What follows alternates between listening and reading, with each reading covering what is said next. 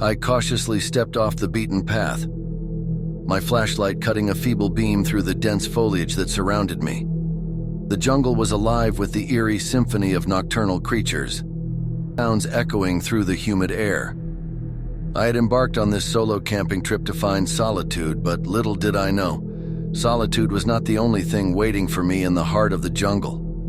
My backpack weighed heavily on my shoulders as I ventured deeper into the wilderness. Trees loomed like ancient sentinels, their branches forming a thick canopy over heat that blocked out the moonlight. I had a map, a compass, and a heart full of determination, but the jungle had a way of distorting one's sense of direction. Hours passed and my surroundings grew darker and more unfamiliar. Anxiety crept into my mind, and I began to wonder if I had lost my way. My campsite was supposed to be near a small river, but there was no sign of it. Panic simmered beneath the surface as I considered the possibility of spending the night lost in this uncharted wilderness. Stop and set up camp where I was. I cleared a small space, pitched my tent, and lit a campfire. Flickering flames cast eerie shadows that danced on the trees, creating a sinister ballet of darkness and light. I tried to reassure myself that everything would be fine, but a sense of unease lingered. As I sat by the fire, I heard a rustling in the underbrush nearby.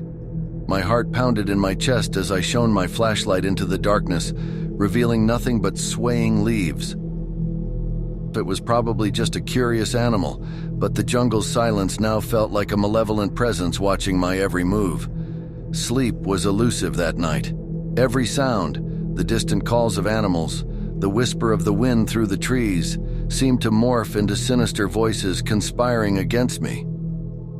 Myself in my sleeping bag, clutching a pocket knife for comfort, and tried to convince myself that my imagination was playing tricks on me. But then, I heard it, the unmistakable sound of footsteps circling my campsite.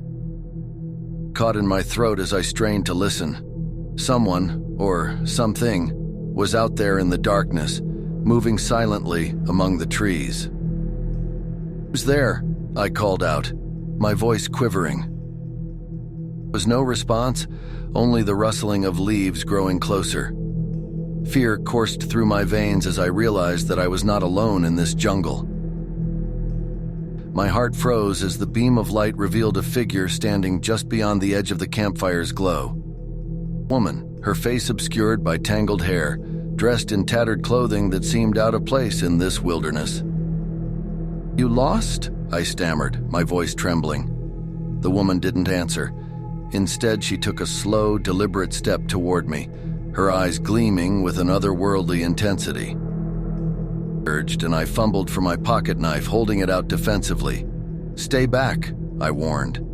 But the woman continued to advance, her movements almost unnatural, as if defying the laws of gravity. Closed now, and I could see the madness in her eyes, the wildness that spoke of a mind unhinged. With a sudden, chilling certainty, I realized that I was not dealing with a lost hiker or a fellow camper. This woman was something else, something not of this world. A pulling hand tightened on the pocket knife as she reached out to touch me. In that moment, I made a desperate choice. With a surge of adrenaline, I bolted from the campsite, leaving behind my tent, my backpack, everything.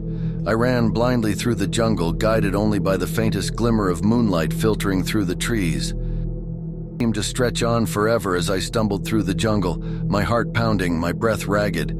I didn't dare look back, fearing what I might see. Eventually, exhaustion overtook me, and I collapsed on the jungle floor, gasping for air. The sun was filtering through the leaves, and the jungle around me was eerily silent. I had no idea how far I had run or where I was now.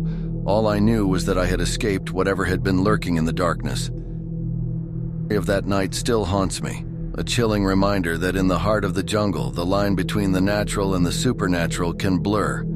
And the true horrors may not be the ones you can see, but the ones that lurk just beyond the edge of the firelight.